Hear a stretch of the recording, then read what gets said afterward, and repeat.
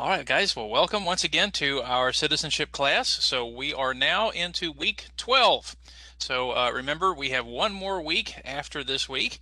Now, this week we cover a big part of the N400 application, and that is part 12. In fact, part 12 is so big, we're probably going to divide it into 2 days. So we're going to talk about part of the section here today, and then finish that section next week because it's a lot of information.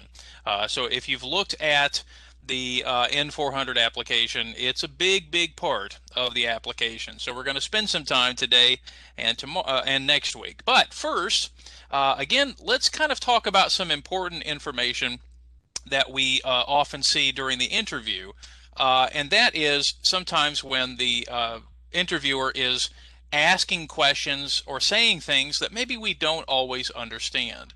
So this is what we call restating information. So for example, sometimes the interviewer might use words that you're not familiar with. So we're going to take a look at a few examples, but first off, everyone, let's say this word that we see here on the screen. So guys, let's say this word, synonyms. Everyone, let's say that, synonyms. Synonyms. Okay, so synonyms means basically similar words. Words or phrases that have basically the same meaning. So again, sometimes during the interview, they're going to say something and you may not understand it. So let's take a moment and look at some examples and how the person might say some things a different way. Okay, now everyone, let's turn on our microphones for this first part. So first off, let's say all of these together with me. Okay, so guys, are we ready? All right, everybody got their microphones ready? Yes. Yes. All right, here we go. So guys, repeat after me. Please take a seat. Please take a seat. Spouse. Okay. Spouse. Okay. Residence. Residence. Residence. Continuously. That'll be his Continuous. person. Continuously. Status. Status. Okay, now everyone, you can turn your microphones off for a moment. Now, again, in the interview, they might use these words in the interview. Now, you might say, Mr. John, I know these words, and that's because we've been practicing with you. But again, maybe these are not all familiar to you. For example, when someone says, please take a seat, well, again, another way to say that is, please sit down. Now think about it. Maybe we don't always hear, please take a seat. Maybe we just hear somebody say, please sit down. So in this case, this is an example of rephrased or synonyms, right? Restated information. Okay, now, who can tell me what spouse means? What's another way to say spouse? A wife. Okay, so husband or wife. Okay, very good. Okay, all right, who can tell me residence? The people who neighbor. No, it's not a person. I think you're thinking of resident. It's, residence is the where you live. That's right, the place where you live. So for example, maybe your address, right? So again, in the interview, they might say, what is your residence? Right? They may not say, where do you live? So if you notice, we don't say that on the street, do we? When you're talking to your friend, you're talking to your friend on the phone, you don't say, hey, what's your residence? No, we don't say that. We say, what's your address? Can you give me the address? Right? So again, okay, what about this next word, continuously? What do you think would be another way to say continuously? Anybody know? Always. Always. Yeah, say it again, Saba. Go on. Yeah, you're basically, yeah. So yeah, continuing. So yeah, constantly, always, no interruptions. So for example, we have class for an hour continuously, right? We during that time we don't stop. Okay. All right. What about the last one? Who can tell us what status means, especially in the interview? It means if you are married or no. Yeah, so again, in the interview, they probably are talking about if you're married, single, divorced, or widowed. Okay? Now, again, During the interview, they may often use words or phrases that we are not familiar with, or at least phrases we don't use every day. So we have to be careful. During the interview, they might use words we don't know. Okay, now let's take a look at a few more examples. Okay, so for example, I'm going to ask different students now to give me an answer. So for example, Gisela, what could be another way to say trip? Travel. Okay, so maybe travel. Okay, that's good. All right. Okay, let's try this next one. So let's see. Elaine, do you remember the word prior? Do you remember that word? I'm not really remember. Okay, help. Who can help us? Is it before? Aha, congratulations. You January? got it. Yeah, prior means before. Yeah. Okay. All right, Elena, how about the next one? Nationality. Do you remember that one, Elena? Nationality.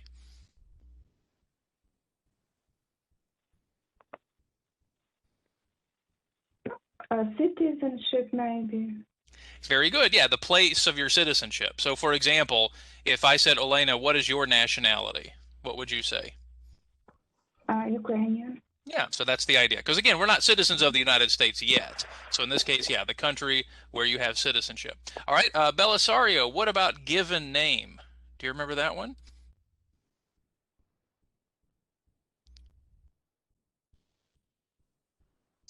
Nah, I'm not remember. Well, let's see. Is given name your first name or last name? What do you think?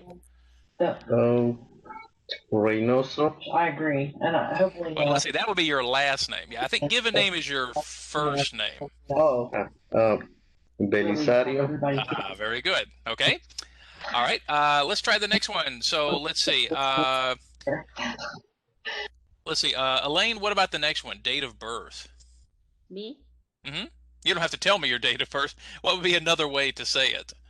Day of birthday. Birthday, yeah. Or when you were born. Okay. And how about the last one? Can anybody tell me the last one? How did you get here today? What does that mean? What's another way to say that? Means Anybody? if you are getting there by car or someone accompany you. Yeah, someone take you, someone accompany you, someone, yeah, or take a bus or so on. Okay, very good. So again, what we need to think about is during the interview, they might use words that we don't use every day, right? So again, trip, maybe we can say, maybe they might mean, travel. So, but they may not say travel. They might say trip. Prior, remember we mentioned prior spouse, for example. Well, again, prior means previous or before. Nationality means our country of citizenship. Yeah, so again, what country are you a citizen? Now remember, nationality is not exactly the same as the country where you were born. Most of you probably were born and are citizens of the same country. But some people, I've had some students who were born in one country, but maybe moved to another country and became a citizen somewhere else. Given name, again, is our first name. Date of birth is our birthday, though be careful. When people say birthday, they usually just mean like the day. Like, if you said March 15th, for example. Date of birth, of course, is the year too, right? Now, you don't have to tell me your birth date, guys. That's okay. And then finally, the last question again, how did you get here today? Remember, that was one of the small talk questions they might ask you before the interview. So you might want to say, oh, my friend, my wife, I took the bus, I took a car. So again, all of these are different ways to say the same thing. Okay, all right, everybody, let's turn on microphones one more time. Let's say these words one more time. Are we ready? Okay, guys, microphones on. Let's try it. Trip. Trip. Prior. Prior. Nationality. Nationality. Given name. Given name. Given name. Date of birth. Date of birth. How did you get here today? How did you get here today? Okay, guys, funny question. How did you get here today? Walking. No, it's easy. How did you get here today, guys? It's easy. Your phone, computer. Yeah. Come on, we didn't go anywhere. You're here, right? No, when I say walking is from my room or from the living room to the What from the room or or dining room. so from the kitchen to the I gotcha. Okay, okay. Yeah, now Gisela, that's funny. Yesterday someone showed me a Facebook picture of different like travel books. You know how you buy travel books like to, Mexico, Hawaii, and it was funny because each travel book was the bathroom, the living room, the bedroom. So, yeah, so there you go. Okay. The reality now. Yeah. Okay. All right. Excellent, guys. Okay. Now, here's another situation that can be confusing on the test, and that is, do they sometimes make mistakes on purpose? Okay. Now, listen to me. Listen to me clearly here. Now, the interview. Remember, the person who's interviewing you, they're asking you about your personal information, but you also need to remember this is also an English test. When they're talking to you, they're trying to decide if your English is good enough to finish this interview. So I think, again, we don't have necessarily 100% proof, but I think that sometimes the interviewer might make a little mistake, maybe on purpose, because they want to see if you can understand what's going on. For example, they might make a little mistake about your name, maybe your address, phone number, anything to see if you are who you say you are, so if you really are the person, and of course they want to check your English ability. Now, for example, one easy way to get kind of confused is to think about how to spell your name. Now, for example, let's do a little conversation and then we'll practice a little bit with each other. So, for example, in this situation, look at the interviewer and the person that they're talking to. So, for example, let's say, Saba, why don't you be the interviewer? Okay. And Olena, how about you be you in this conversation, or you, but read the conversation here. So, okay, so Saba, you're the interviewer. Please begin. Okay. Okay. Uh, and what is your last name? Barker. No, you read what's on the screen. Screen. Asako. Good. And how do you spell it? Asako. So it's Asoko. No. Asako. Okay, now, Elena, let's try that last line one more time. Notice how the letter A, that one letter A is bigger than the other. That's to help you in making a correction. So, for example, Elena, try it again like this. No, A-S-A-K-O. Okay, Elena, try it again. No. Asako. All right, very good. All right, thank you, actors. Okay, so clapping for the actors. Good job, good job. Okay, now, do you see what happened? The interviewer asked a specific question about how to spell your name, and the person spelled it, but notice the interviewer missed one letter. Now, in English, when we want to make a correction, so that's what I want you to see here, that the speaker corrected the person by emphasizing where the mistake was.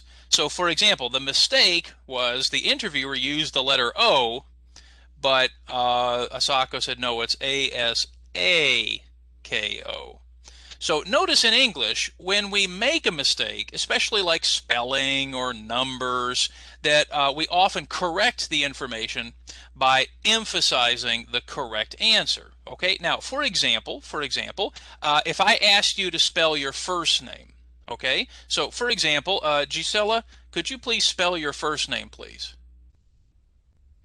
It's Gisela. Okay, so it's G-I-S-A-L-A. It's Gisela. All right, very good. So you see how Gisela emphasized the letter that was incorrect. Okay, so Elena, let's try it with you. So I'm sorry, how do you spell your last name?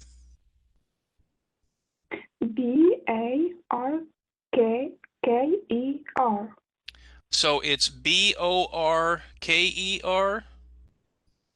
No.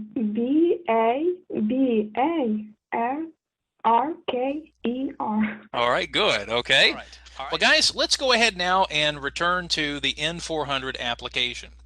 Now, again, I mentioned at the beginning of class, this part of the application is very long. So we have decided to divide this part of the class into two classes because part 12 is a lot of information. Now, in my experience, they probably will not ask you a lot of questions from part 12.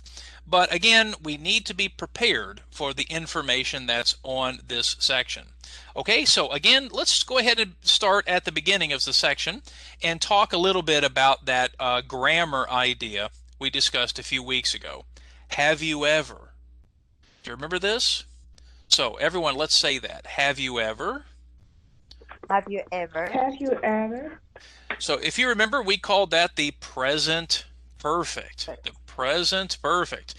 And in the application, right, we saw lots of examples of the present perfect. But today is the day, right? So drums, because you're going to see the present perfect in almost every question on part 12.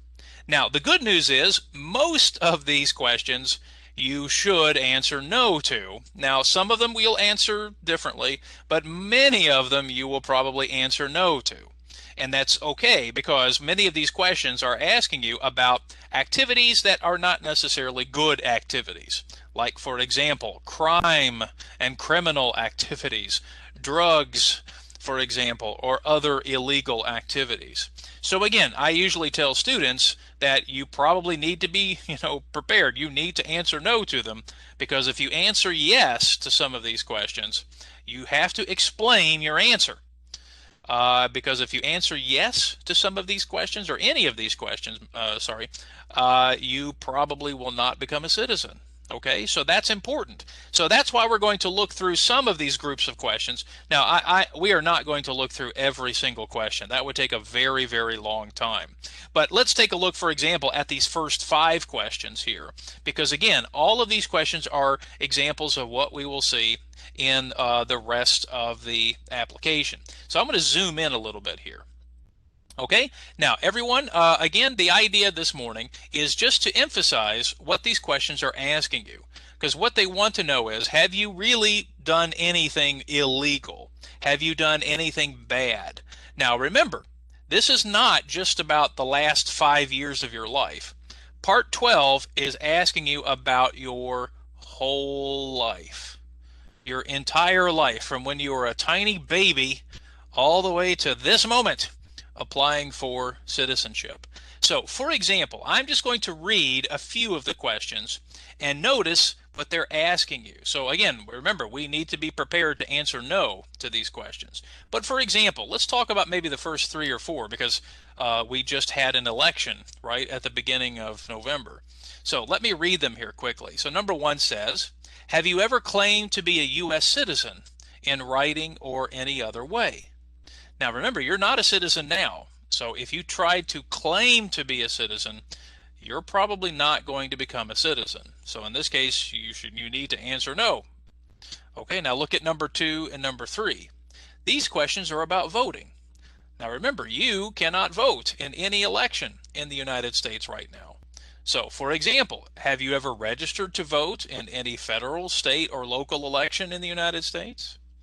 Have you ever voted in any federal, state, or local election? Of course, the answer to those must be no. Now, once in a while you hear a story in the news about someone trying to vote who is not a citizen. And I'll be honest, some states take this very seriously. A few years ago, a woman in Texas tried to vote, and she was not a legal citizen. And they were going to put her in jail. I mean, they were going to put her in jail for 8 years. Now, I don't know if she went to jail for 8 years, but they were going to put her in jail for a long time. So as you can see, this is a very serious issue in the United States. So again, the answer to these are no. Okay? Now, question number 4 is a funny question. Let's take a look at it, because I think some students find this one pretty interesting. So I'll zoom in on this one. It says, For 4A, do you now have or did you ever have a hereditary title or an order of nobility in any foreign country? Now, you might say, Mr. John, I do not understand these words. Well, here's a question.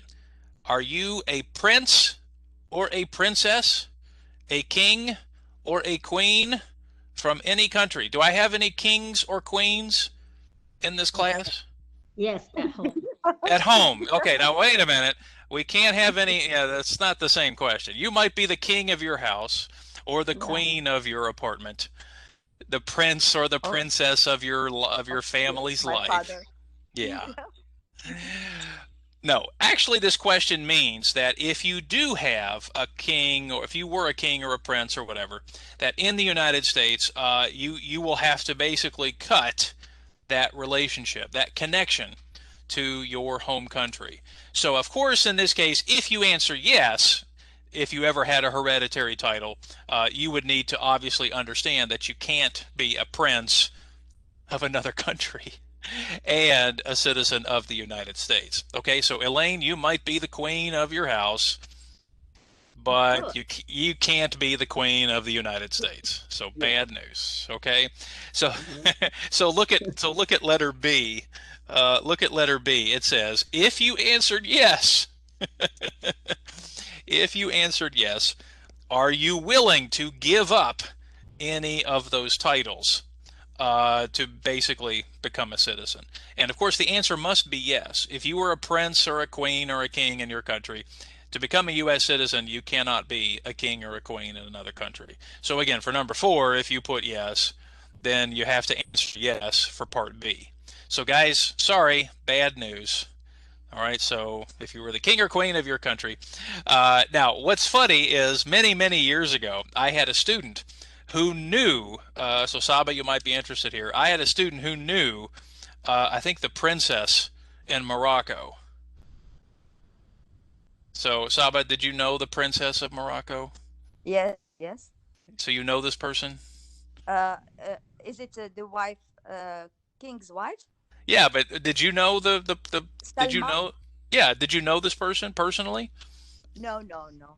Well, Not personally, no. okay, well, I'm going to be honest. I had a student who knew the princess and actually was in her wedding ceremony. So she showed us all these pictures. So, but I think she's part of the family, the king's family, I think. maybe I don't know. I mean, but I just thought it was funny. I thought, wow, you're this close to the princess. That's amazing. Um, I know that there is a cousin of our king mhm. living here in America. Okay. Well, maybe maybe it was my student 20 years ago. Maybe. But anyway, I was very surprised by that. I didn't think I would have any royalty. And then question number 5, just to show you, because we're gonna continue this question to the next section, is talking about your mental situation. Now, again, in the United States, you have to be what's called mentally competent. You have to be able to understand and answer questions in order to apply for citizenship. So basically, question number 5 is asking you, have you ever been legally not mentally clear? So in this case, again, you must answer no to this question. You've never been declared legally incompetent. Okay, so again, there are a lot of vocabulary words here and ideas that you may never hear again. And they may never ask you that question in the interview. But this is a part of part 12. So as you can see, part 12 is asking about a lot of personal things. And again, we don't have to answer those questions here in class. But I am going to tell you that for many of the questions, your answers must be no. Because your chance of becoming a citizen are probably not going to happen. Okay, now again, we don't have time to read every question, but I wanted to use the beginning just to show you the kinds of questions that we see on part 12. Okay, now I'm going to continue on. And again, if you notice in the next section, they continue to talk about things that only citizens and residents, what they can and cannot do. So for example, question number 6 mentions taxes. Now, first off, you'll notice I've circled a couple of words. If you guys want to say them, you don't have to turn on the microphone, but if you just want to say them, say these words, okay? So owe and overdue. Overdue. Yeah, so again, if you don't know those words, so owe means you need to pay money. So if I say, for example, I owe you $5, that means I need to pay you $5. Maybe I borrowed $5 from you and now I have to pay it back, right? And then overdue means that means after the last possible date. Now remember, in the United States, can you guys remember when tax day is? When is tax day in the United States? April 15th. April 15th, my grandmother's birthday. So Yeah. in this case, again, remember, as a resident, so guys, you're permanent residents, for example, you must pay taxes. Even if you are not a citizen, you must pay taxes. So do you need to pay any taxes that are late? That's what question 6 says. And of course, the answer must be no. Now, sometimes if people have not paid their taxes, they might say, okay, if you pay all of your taxes, your back taxes first, then they might allow you to become a citizen. But if you have not paid taxes for a long time, they're probably going to say bye-bye. So remember, you must pay taxes in the United States. So again, for question 7, A and B, that's what they're asking you. It says, it's a kind of a weird question. It says, have you ever not filed a federal, state, or local income tax return? So notice the word not. Have you ever not filed? Again, the answer has to be no. Has to be no, because you need to file taxes here in the United States. Now, maybe if you're married, maybe your spouse files the tax for you. So that's okay. Okay, because remember, you have to provide information about your tax status. But at letter B, if you answered yes, which I hope you did not, did you consider yourself to be a non-U.S. resident? So again, unless you were in the military or under some special situation, the answer for everybody here needs to be no for letter A. Okay? And then for letter B, only you answer letter B if you answered yes. Okay, so guys, a lot of questions on here are basically questions to see, did you try something that means you were not legal? So if you notice on the right side, a non-U.S. resident is someone not living in the United States with a permanent address. My experience, almost every student who's applied for citizenship has been a permanent resident. It's a very unusual situation if you're a non-U.S. resident. Okay, now guys, the next part is something important, and I want to take a moment and talk about it. So this particular section of Part 12 is different from the other sections. So here, this is my suggestion to everybody here in the class. Here is a good opportunity for you to have a good kind of impression, a good advantage when you're applying for citizenship. So question 9, let's take a look at it. Okay, I'll zoom in here in question 9. So question 9 says, have you ever been a member of, involved in, or in any way associated with any organization, association, fund, foundation, party, now not party like birthday party, like a political party or some kind of other group, a club, a society, or similar group in the United States. Now notice what it says, or any other location in the world. Now, if you notice, the question is not just about 5 years, but it really wants to know your time in the United States and any other organization before maybe we came to the United States. That's what it says. Have you ever in your life? Now, you might say, Mr. John, I can't remember all of those organizations. Should I remember the organizations when I was in high school or maybe when I was a child? No, I think what they want to know is especially important organizations. So let me zoom out for just a moment here. So if you look over on the right side in the green box, okay, does everybody see the green box there? It says here, you should answer yes and list the different organizations you belong to. Now, I mentioned this a few weeks ago. Organizations like a church, a mosque, a charity organization. Maybe you were a member of an important organization in your country. But again, this is not every, don't put every organization or club that you belong to. If you said, Mr. John, I belong to the candy organization and we would eat candy every week. No, that's not a good example. But for example, here in the United States, some of you may not be able to work right now. Some of you maybe you can't have a job. So, can you volunteer at a particular group or organization? Can you, again, were you a member of a church? Were you a member of some kind of group? I remember, Elaine, you mentioned a few weeks ago that you did some volunteer work making, what were you making? Masks. Masks. Yeah, I mean, so for example, if you guys were participating in some group or organization that helped do something nice for people, like I said, volunteer, or maybe some other group that helped people, like a church, again, that's a good example, then you need to put that information here in this part, because in my opinion, this is my opinion, they want to see, are you going to be a good citizen? A good citizen tries to help. A good citizen belongs to organizations. So this is different from the previous classes where we talked about school and work. Okay, those are good. But again, some of you, maybe you can't work. Maybe you can mention English classes, excuse me, but maybe you didn't have the chance to get a job. That's okay. But you need to show that you have been busy, that you've been doing something. Okay?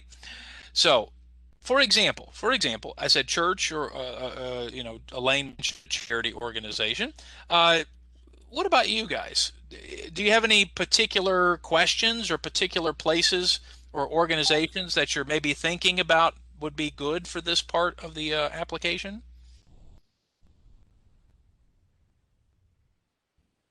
What do you think might be some other examples we could put here? Again, it says club, society, fund, association. Anybody have any examples? In the church, I am the girl activity teacher. Okay, so that would be a good example. And so, Elaine, do you remember when you started? Are you still doing it? 2018 and Mhm. To now? until To this moment? Okay. last year. To last year? Okay. Mhm. That's a good, again, that's a good example. Okay. Mhm. Anybody have maybe another question or thinking about? For me, I help every competition. I help my daughter's club to do a timer, or help them for cleaning the club. Now, Or do they have, does that particular group have a specific name? Like, is it the yeah, parents of the swimming? yeah, it's Silver Lake Club. Yeah, swim. Okay, so that's what I might recommend. That would be a good example. So even a membership, yeah, for example, guys, even a membership at a gym, if you have a gym membership or some kind of health club or athletic club, the library, if you're associated with a library, for example. Okay, all right, that's a good one, Saba. Anybody else have any questions?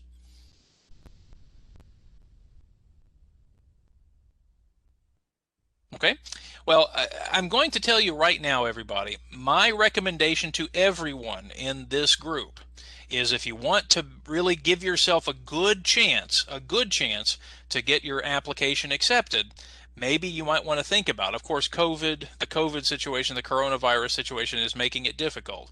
But if you can, try to, join a club, join a group. Elaine mentioned, the church where you're going. Anything that you can put in this particular part of the application. Because if they look at this application, okay, so if they look at this application, they're looking at, and they see nothing here, they might say, well, I'm not so sure this person wants to be a citizen. So again, any organization, and notice it says in the United States or any location around the world. Now, like I said, I would choose important organizations. Okay, so don't necessarily choose, when you were, 12 years old, if you were, playing sports or something. That's not what they want. They want to know, especially, I think, like organizations that help people. Okay, so I think any of those would be good. Okay, so guys, this particular part of the application, you need to put yes. You need to put yes as an answer because that will make it a better chance. Okay, so that's a better chance there for you to become a citizen in the United States. Okay? All right, let's continue. So again, we got a lot of information to cover. So the next particular section is talking about memberships, but in groups that are not good. So for example, if you look at number 10, I'm going to zoom in here for number 10. Notice here it says, have you ever been a member of or in any way associated? Now, associated means just belong to. So belong to, or did you work with this group? And again, the answer to these should be no. Should be no, because these are not good groups. For example, the Communist Party. Any other totalitarian? Ooh, try say that word. Totalitarian. You don't have to turn on the mic. You can just say it. Totalitarian. Totalitarian. That's a hard word. Yeah. Totalitarian means basically it means dictator. So again, if you lived in a country where you had a dictator, I'm looking at the group right now. I don't know if anybody here would have an example. But for example, if you lived in a country that had, like Egypt, for example, Egypt had a president for 35 years, back in the 1990s and 1980s. That's not a president. Okay, Hosni Mubarak was not a president. You can't be president for 35 years. That's a dictator. So, for example, totalitarian would be referring to a dictator party or terrorist organization. I think we know the word terrorist, right? Now, guys, again, the answer here must be no. We must answer no to these questions. Now, sometimes I have students who come from a country, maybe like China, for example, where you were required to be a member of the Communist Party. Now, if you were a member of the Communist Party, remember you would have to write a letter to explain why. And sometimes it's because it was required. But in my experience, if you were a member of the Communist Party, they're probably going to say bye-bye. They're probably not going to accept you as a citizen. Okay, so again, a lot of these questions are asking about organizations that are not good. The next one is talking about overthrow of a government. Overthrow of a government means, like a rebel group attacking the government. So either by force, like using guns, for example, or by violence. So again, the question here is, no. If you answer yes, you're not going to become a citizen. So you must answer no to this question. So again, advocate, by the way, the word advocate is over here on the right side. Advocate means to support. So have you ever supported like a revolution in your country to overthrow the government? So again, the answer must be no. Okay. Now, the next two questions are probably not going to apply to you, but especially number 13. But number 12, have you ever persecuted? To persecute, you can see here at the bottom, means to attack or fight against someone. So have you attacked anybody because of their race or religion or national origin or membership in a group? Again, the answer must be no. So as you can see, 10, 11, and 12 are talking about, kind of bad organizations. Now, number 13 is not going to apply to anybody in this group. One reason, of course, is because you're all too young to belong.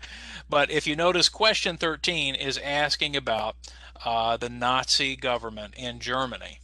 Well, guys, nobody here in this group is even old enough. If you notice the dates, 33 to 45. Now, you might say, Mr. John, you look old enough to be born in 1945. And I will say, leave, get out of here. No, I'm just kidding. But the idea is I am not that old. But still, no. Everybody here, this one's an easy one. The answers to these are no, because you were not old enough and you're not from the Nazi Party. Okay, do I have any questions before we continue? It's a lot of information, and the good news is we are recording the video. So if you need to go back and watch anything, you can. But do I have any questions so far? Everybody okay? Again, it's a lot of information. I'm okay. Okay. Okay, now, once again, I'm not going to read every question on this next page. So with questions 14 or 15, all of these are, again, talking about organizations that are probably not good organizations. So, for example, in 14, they're talking about some very bad things. If you notice, for example, genocide. Everyone, you can just say that word, genocide. Genocide, yeah, if you notice the definition here on the right side, genocide is killing a large group of people because of their religion or their ethnicity. Now, I've had students who've come from countries where genocide has happened. But again, if you were involved, if you participated in that, you're not going to become a citizen. So again, the answers to all of these questions must be no. But if you look carefully, each one is talking about some very bad things. Genocide, torture. If you'll see torture here at the bottom, torture means using violence to punish someone. So again, maybe beating them, for example, doing some terrible things. Again, the answers to these must be no. Killing someone, hurting somebody, forcing someone to have sexual contact, not letting someone practice their religion. Again, the answers to all of these must be no. You will not become a citizen if you answer yes. Now, for number 15, I want to be clear that when they say military unit or police unit, if you were a member of the police or a member of the military in your country, that's okay. It's okay if you were a member of the military. I've had students who were, military members. That's okay. Okay, so if you answered yes to these particular questions, that's fine. If you were a member of the police, you would need to explain that you were a police officer. Or if you were in the military, you need to mention your military rank. But many of these other questions are not good. For example, letter B, a paramilitary group is a group who act like the military but are not part of the military.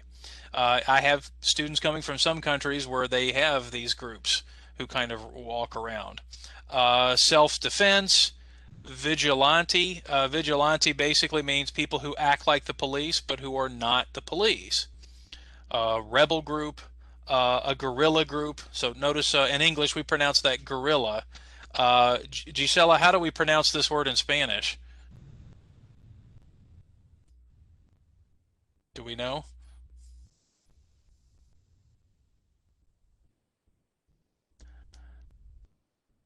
Hello, Gisela, are you there?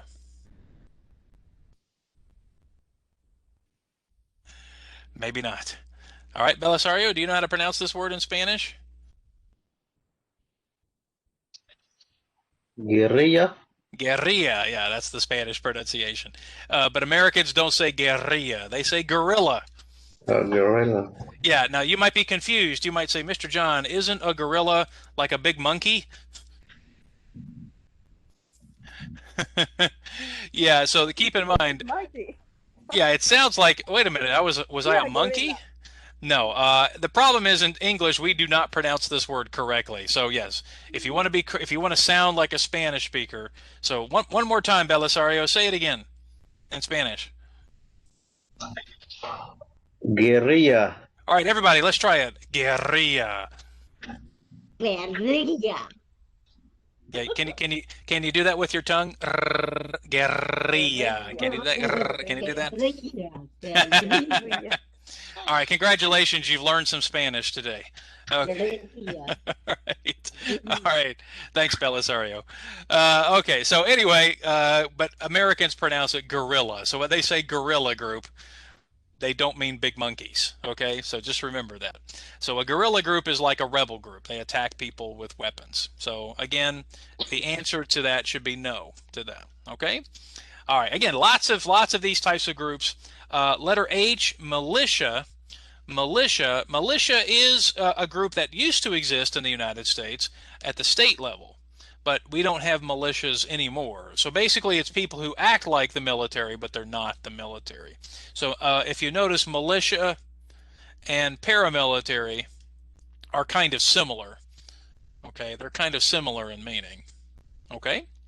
All right, guys, our time is getting away from. Go ahead. Question. I think they are in Middle East. I heard in the news they told that there is a militia. Yeah. Yeah. Yeah, unfortunately, Saba, there are a lot of militias in Africa, for example, Africa and Middle East. Yeah, and of course, we actually have militias here in the United States. So keep in mind, they're not legal. They are not legal. Yeah. Okay. All right. Let's keep going because again, our time is getting short, and again, I do not have time to cover every question. But if you notice, for 16, for 17, and for 18, all of these are illegal activities. All of these. So my advice to you again is take your time and read 16, 17, and 18. We don't have time today, but if you notice my advice, answer no. You must answer no to these questions. Because if you answer yes, you're probably not going to become a citizen. So again, for 16, if you were a worker, a volunteer, or a soldier in any of these places, again, maybe if you served as a worker in a prison, that's okay. But my advice is, unless you actually worked in a prison, the answer must be no. So if you were a prison officer, or that's fine. But many of these others, like letters C through E, these are not good places. So again, no to those answers. For 17, did you ever use violence against any person using a weapon like a gun? And again, the answer there should be no to these answers here. Okay? And then number 18, did you ever sell or provide weapons to any person? Again, that's illegal. So selling guns, selling weapons need to be no. But if you answered yes, did you know that this person was going to use the weapons against another person? Were you selling this and then somebody used it to kill somebody else? Again, probably that's no for everybody in the group. But if you answered yes, you're going to need to explain on a piece of paper. So again, my advice, hopefully you're answering no to those questions. Okay? All right, so guys, we're getting close to the end here. So you can see that we're going to stop here at question 21. So the last three questions are again talking about these kinds of paramilitary and military groups. So again, did you ever participate in these groups? Hopefully the answer is no. Did you ever recruit, which means to ask people to join these groups, especially people under 15? Now, maybe you've heard of stories like in other countries where children have been, forced to fight in these kinds of organizations. So we hear stories about them sometimes from other countries. Again, that's illegal. That is illegal across the world. So again, the answer would be no. And then finally, did you ever use a person under 15 to do anything that supported people in combat and fighting? And again, the answer must be no. If you did any of those things, you're not going to become a citizen. Okay, so guys, as you can see, part 12 is a very, it's very difficult. It's very intense. It asks lots of questions about your personal life. And like I tell students, the answers to most of these questions must be no. Because if you answered yes, you're probably not going to become a citizen. Okay? Now, we're going to stop here in this part of the application for today. Next week, we're going to continue with part 12 and look at this, especially the section here in talking about your actual sort of, have you ever had any criminal activity? Okay, so that's a pretty difficult question because sometimes students say, Mr. John, does that mean like speeding tickets? If I drove too fast and I have a speeding ticket? Okay, well, I'll tell you a story real quickly. I had a student last year who told me she had lots of speeding tickets in her country. And she said, does that mean I can't become a citizen? And I said, did you pay for those tickets? Did you pay for them? She goes, no. And I said, uh-oh, that's bad news. So guys, even if you had speeding tickets in your country, you need to make sure you paid for them.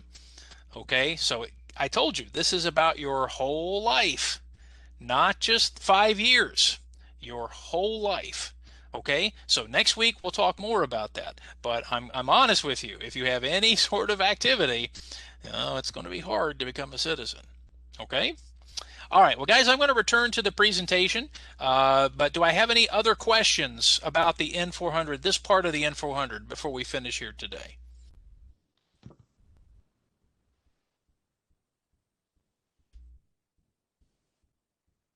No questions? Okay. Well, like I said, yeah, this part of the application is a little intense. Okay.